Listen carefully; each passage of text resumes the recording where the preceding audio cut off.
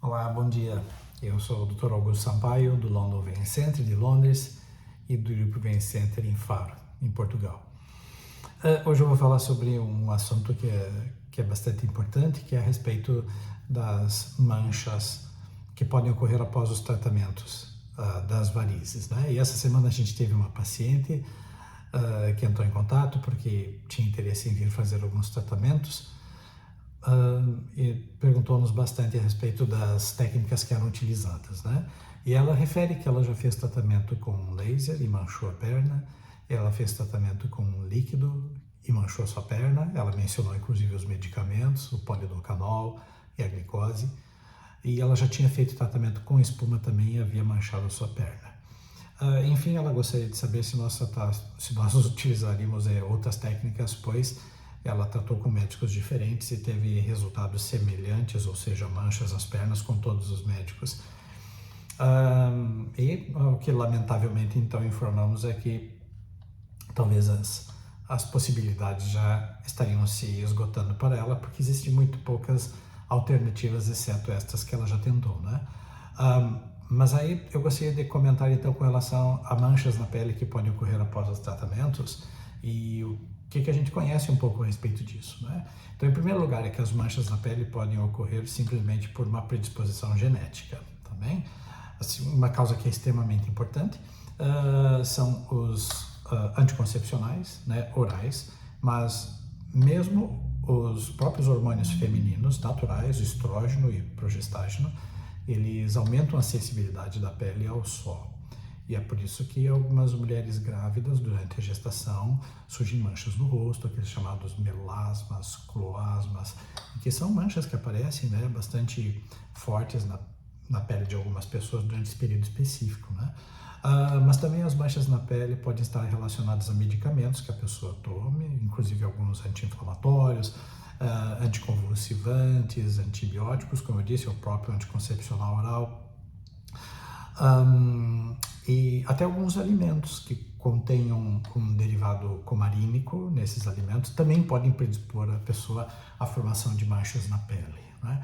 Mas tem uma característica principal que a gente já sabe, que é uma característica de pele, que é onde a gente pode antecipar que a chance que a pessoa tem de vir a desenvolver chances de manchas é maior, que são aquelas pessoas que têm o cabelo bem escuro, o cabelo bem preto, e que têm os olhos castanho escuro também, e mesmo que algumas vezes a pele não seja muito escurinha, tá bem?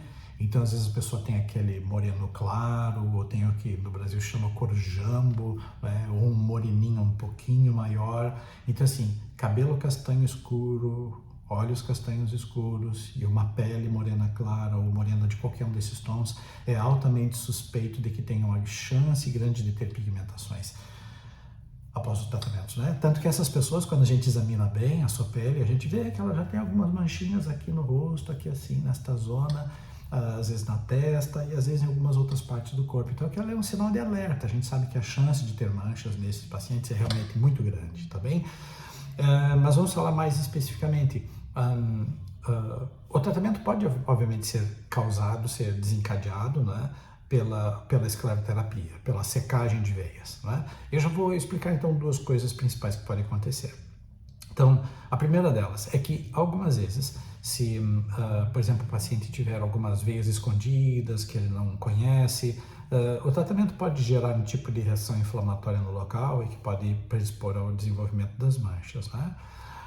Algumas outras vezes isso é devido a uma característica da técnica ou a um erro técnico. Característica da técnica que eu quero explicar é o seguinte: a gente, quando vai secar essas veias, a gente, na verdade, o que vai fazer, a gente vai causar uma irritação nesses vasinhos, né? Alguns deles são muito superficiais, ocupam um lugar muito importante na pele do paciente, e a nossa pele tem uma espessura epiderme de 2 milímetros, né? Então a gente está trabalhando naquela zona que é uma zona muito superficial e muito visível. E aí o que acontece é que todo tipo de machucado que nós fizemos nesta zona vai gerar, obviamente, alguma reação inflamatória em maior ou menor grau, e essa reação inflamatória pode dar origem à formação de manchas no local após o tratamento, que são chamadas manchas pós-inflamatórias, tá bem?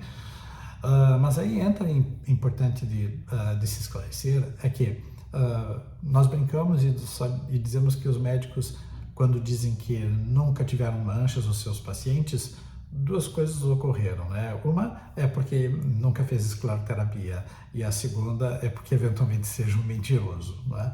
Então, a gente sabe que isso pode ocorrer e a incidência pode variar de 1 até 30%, tá bem? Então, quer dizer, a chance da pessoa vir a ter manchas na sua pele pode ser maior, 30%, 1 em cada 3 pacientes, né? Então, o que é que o médico pode fazer para tentar prevenir isto, né, de existirem essas manchas? É fazer os tratamentos da forma mais gentil, mais delicada possível, né? Esse é o motivo pelo qual aí já entra como uma característica, é que a gente pode secar os vasos com injeção de líquido ou com injeção de espuma. Não interessa qual é o medicamento e não interessa se é líquido ou se é espuma. Se for forte demais, pode causar inflamação e manchas na pele, tá bem? E nesse caso é o motivo pelo qual então a gente prefere para os vasinhos mais fininhos, mais superficiais, fazer tanto injeções ou fazer lasers de forma mais delicada, porque a gente sabe que se formos muito agressivos, nós podemos causar inflamação e manchas. E por outro lado também a gente já sabe que a espuma, por natureza, é uma técnica mais forte, e por isso que é reservada para veias mais grossas. E que se injetarmos a espuma nas veias mais grossas, a finalidade é fechar a veia com algum grau de inflamação. Isso pode levar, obviamente, à formação de manchas. Mas aí, nesse caso, nós temos que pesar sempre o custo-benefício, o risco-benefício, tá bem? Então, por exemplo, quando um paciente e um médico optam por fazer espuma numa varizes, ele está substituindo uma cirurgia de varizes pela espuma. Então, o paciente não precisa ir no hospital, não precisa fazer anestesia geral, não precisa fazer repouso, não tem cortes, não tem pontos, mas, às vezes, que ele secar então com a espuma, podem ter algumas manchas na pele, tá bem? Então é uma troca que se faz e é por isso que o médico tem que conversar com o paciente antes do tratamento e explicar essas alternativas e os eventuais efeitos colaterais. Então, algumas vezes a escolha do paciente. Ele diz, não, eu não quero ir no hospital, eu não quero cirurgia e esse tratamento também é muito caro, eu prefiro fazer com espuma. Aí ele diz, tá bom, a gente pode fazer com a espuma. Na espuma você não vai ter cortes, você não vai ter pontos, não vai precisar ir no hospital. Mas há uma chance maior de você ter manchas na sua pele. Você prefere manchas ou prefere corte ao hospital? Só que o paciente esquece disso. Ou, às vezes, o médico não fala, tá bem? Então o médico tem que dar essas explicações para o paciente antes de fazer o tratamento, que a espuma especificamente é um tratamento mais forte para varizes maiores e que, portanto, por ser mais forte, pode causar mais inflamação e deixar mais manchas na pele, tá bem?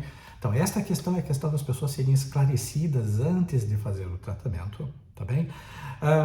Então veja, é por isso que para estas pessoas que já fizeram tratamento e que as suas pernas ficaram manchadas comigo ou com quaisquer outros médicos, então, em primeiro lugar, deve saber que há uma parte do risco de pigmentação que é inerente a você, à sua pele, é alguma característica da sua pele e que nem sempre isso daí pode ser previsível, tá bem? Ou prevenível, tá? Então, eu vou dar um exemplo. Deficiência de vitamina D aumenta a incidência de pigmentações na pele, tá bem? Mas foi apenas um exemplo. Então, em primeiro lugar é isso. Há alguma coisa no seu organismo, por ser mulher, por ter hormônios femininos, e que, além disso, outras questões, especificamente ligadas à cor da sua pele, do cabelo e dos olhos, que já lhe tornam uma candidata a ter manchas na pele. Há uma parte que é sua. É uma parte que é a nossa também como médico, né?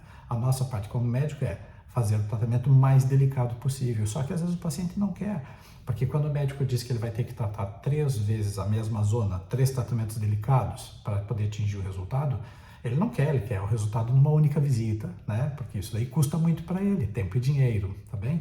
Então, se o paciente abrir mão disso e quiser, não, eu quero fazer uma técnica mais forte para ir menos vezes ao médico, ok? Sua chance de manchas é maior, obviamente, tá bem? E, obviamente, faz parte do médico saber, então, escolher e aplicar corretamente a técnica e também exigir ao paciente e oferecer condições a ele para que entre 2 a 4 semanas após o tratamento, normalmente, o paciente possa voltar para o médico ver a pele ou para fazer um novo tratamento ou para ele fazer uma pequena manutenção local, a gente chama de mini drenagens de coágulos, que é um pouquinho de sangue que fica preso dentro dos vasinhos depois que a gente faz escleroterapia, porque isso ajuda imenso a prevenir essas manchas inflamatórias, tá bem? E essa é uma parte também que depende do paciente, porque às vezes o paciente também não quer ou não pode voltar por inúmeros motivos, tá bem? Mas fique tranquilo, felizmente a maior parte dessas manchas pós-escleroterápicas tendem a desaparecer entre 8 meses e 2 anos, é muito tempo. Um abraço, tchau, tchau.